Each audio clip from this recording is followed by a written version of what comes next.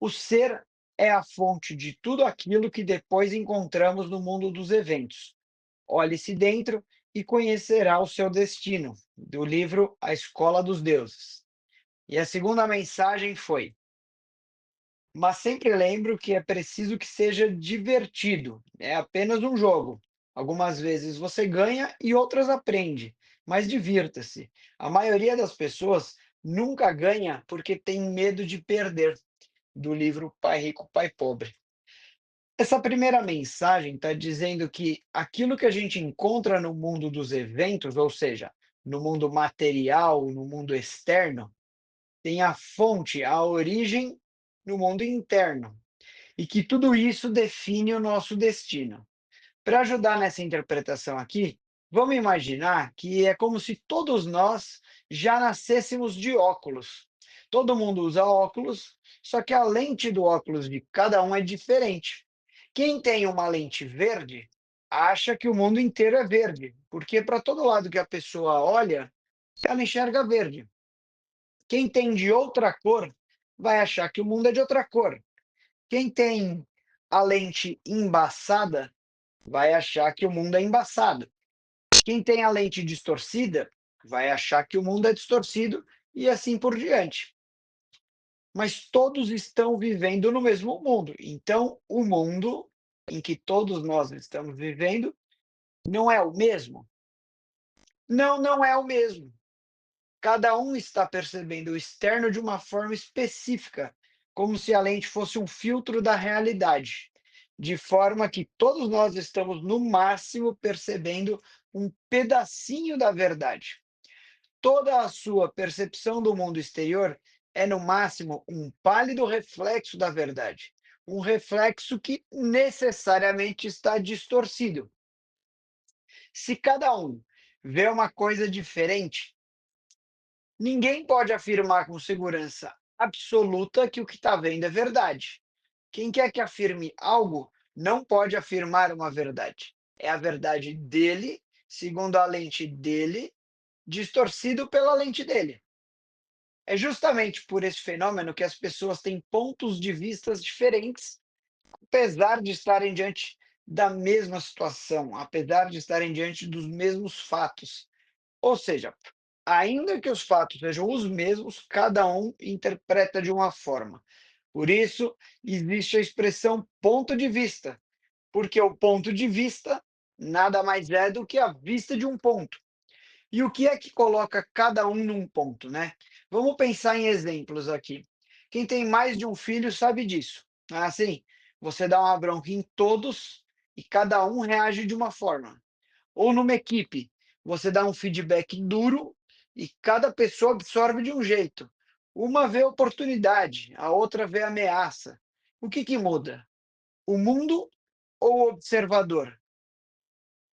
Por que é que não estamos todos no mesmo ponto, né?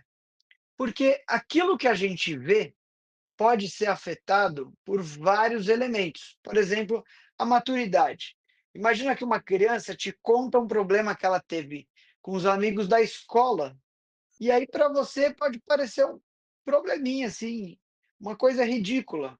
E a solução pode parecer óbvia, mas para a criança pode ser o problema de maior intensidade da vida dela até agora. E ela pode, inclusive, não enxergar uma solução. E qual é a diferença da sua reação para dela? É a maturidade. Você pode, por exemplo, estar com um problema para ser resolvido no trabalho. E aí, depois de muito pensar, você encontra a solução. Você acha a solução perfeita. E quando você apresenta a solução para o seu chefe, ele rejeita. Ele rejeita porque ele percebe que isso que você está propondo envolve um grande risco. E esse risco você não estava enxergando. Por que, que vocês tiveram visões diferentes? Qual é a diferença nesse caso? É a experiência. Outro exemplo. Imagina uma pessoa que na infância sofreu muito bullying e foi rejeitada pelos grupos onde passou, mas agora já é um adulto e trabalha numa empresa. Vamos supor que nessa empresa não existem equipes fixas, as equipes são montadas de acordo com a demanda do projeto e as competências correspondentes a essa demanda. Se essa pessoa for muito competente em vários assuntos, mas não tiver a competência específica para aquele projeto, ao não ser incluída naquele projeto, ela não vai pensar que o chefe escolheu as pessoas por competência, visando a melhor execução do projeto. Ela vai pensar que é pessoal e que o chefe, a semelhança do que ela viveu na infância, também está rejeitando ela. É o que a psicologia chama aí, se eu não me engano, de projeção. Então, ao ser excluída, ela vai reagir muito mal, revoltada, indignada com uma coisa que é comum do dia a dia. Por que que essa pessoa reage assim e as outras encaram naturalmente? Pelo trauma, pela carência. Então, os exemplos aqui podem ir aos milhões, né? Quantas vezes você interpretou um gesto como rejeição, um silêncio como ofensa, e aí o mundo ficou hostil? Mas quem estava hostil era o mundo dentro de você. A verdade é que você não vê o mundo como ele é. Você vê o mundo como você está. A realidade é um reflexo do seu estado interior. O modo como percebemos o mundo não depende tanto do que está lá fora, mas do que está dentro de nós. Não se trata aqui de negar a realidade objetiva, mas de reconhecer que a nossa leitura dela é sempre subjetiva e, portanto, transformável. Se eu vejo o mundo como um lugar hostil, talvez isso diga mais sobre o meu estado interior do que sobre o mundo em si. Ou seja, o que muda é a lente, o que cada um enxerga no mundo, a depender da lente que cada um está usando. Mas do que essa tal lente é formada, então? Ela é formada por todas as suas experiências anteriores, todos os traumas, carências, maturidade, crenças, preconceitos, princípios, valores, pensamentos, emoções, medos e desejos. A percepção do mundo é moldada pelos nossos complexos de inferioridade, nossas metas inconscientes, necessidade de pertencimento, os conflitos, as paixões que te fazem guerrear com você mesmo, o orgulho, a vaidade, as tentações, as feridas, as vontades, enfim, é o interior que molda a experiência. Não é o mundo que me define. Sou eu que escolho como vivê-lo. O mundo exterior acaba sendo um eco da nossa vida interior. Muitas das vezes que a gente acha que está reagindo ao mundo, na verdade, estamos reagindo às nossas sombras projetadas nele. Aquilo que compreendemos como realidade exterior está diretamente ligada à maneira como somos afetados por ela. E como a gente reage é que define o nosso destino. Se a janela está suja, não adianta amaldiçoar o tempo. Você precisa limpar a janela ou limpar a sua alma, alinhar os seus valores, reordenar as suas paixões, reconectar-se com algo maior.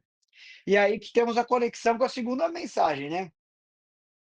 Se o externo depende da abordagem, eu posso mudar a situação, melhorar a situação, se eu melhorar a abordagem. Quando a gente tenta mudar algo na nossa vida, seja criar o hábito de fazer exercício, economizar dinheiro, estudar mais ou ser mais produtivo, a nossa tendência é apelar para a importância. A gente pensa assim, né, falando para nós mesmos: isso aqui é sério, isso é importante, eu preciso fazer isso. No curto prazo, até funciona, mas o cérebro humano não é movido só por importância, ele é movido por recompensa imediata. Quando tornamos algo importante, a gente aciona o senso de dever. Quando tornamos algo divertido, a gente aciona o senso de prazer. E o prazer é o combustível da repetição. Se eu te disser que você precisa se exercitar porque é importante para a sua saúde, talvez você até vá na academia hoje. Mas se eu te disser que você pode assistir a sua série favorita enquanto faz esteira, ou que você pode ir à academia com amigos e transformar isso num momento social, tem muito mais chance de você voltar amanhã. Unir algo que você precisa fazer a algo que você gosta de fazer.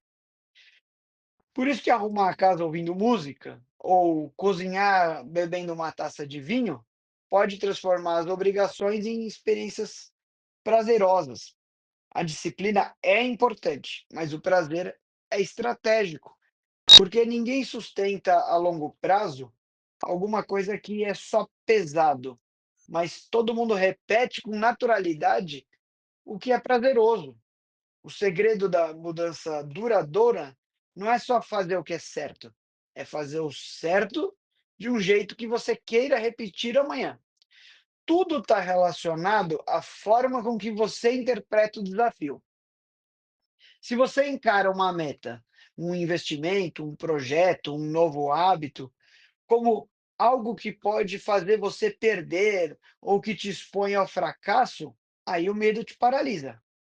Mas se você encara como um jogo, algo em que cada tentativa é uma rodada de aprendizado, aí o erro deixa de ser uma ameaça e passa a ser parte natural do processo. É uma questão de mentalidade. A crença de que cada esforço, mesmo quando não dá certo, te torna mais capaz, e quando você combina isso com diversão, né, quando você traz curiosidade, experimentação e até humor para esse processo, você aumenta a chance de continuar tentando. É isso que faz a diferença entre as pessoas que mudam e as que desistem, porque o segredo da constância não está em ser mais forte, mas em tornar o caminho mais leve. O risco na interpretação dessa mensagem é a gente imaginar que dá para negar a realidade. Não é isso. O que é fato, o que é obrigação, e o que é difícil. Isso não vai mudar. O que pode mudar é a nossa abordagem, é a forma. A gente pode fazer coisas sérias de forma divertida. Tudo pode ser feito com bom humor ou com mau humor. E isso sim é uma escolha. Mesmo nas tarefas que podem parecer mais chatas ou difíceis, é possível encontrar algum aspecto divertido ou até, edificante. E quando a gente encontra, a obrigação se torna menos pesada, ela se torna mais fácil. O nosso cérebro, ele se adapta em resposta a experiências e estímulos. Quando a gente associa uma obrigação a emoções positivas, a gente fortalece as conexões neurais relacionadas a ela, fazendo com que fique mais agradável, fácil de realizar. E mais do que isso, né? Você pode acabar tendo mais performance, porque quando você se diverte, você reduz o estresse e aumenta o foco, resultando numa maior capacidade de concentração e, inclusive, de desempenho, né? Consequentemente, mais eficiência. Além de tudo, ao encontrar essa diversão dentro de uma obrigação e realizar essa tarefa com alegria e entusiasmo, a gente acaba semeando boas energias, né? A gente vai colher resultados positivos, inclusive na melhoria do ambiente. Eu já citei aqui no nosso canal anteriormente duas demonstrações de que, mesmo que você não seja capaz de mudar o fato, ao mudar a abordagem à vida, pode ser melhor. São 2 filmes. Um é Em Busca da Felicidade e o outro é A Vida é Bela. Então, como colocar isso em prática? Comece transformando cada meta num pequeno jogo pessoal. Ao invés de pensar: "Eu preciso estudar", pense: "Quantas vezes seguidas eu consigo cumprir o meu cronograma?". Em vez de, eu tenho que economizar, transforme num desafio. Quanto eu consigo poupar essa semana sem sentir falta de nada? Ao invés de se culpar por errar, né, em cada vez que você tenta fazer algo, cada vez que você pratica, trate cada uma dessas tentativas como uma oportunidade de aprendizado e celebre o progresso. não a perfeição.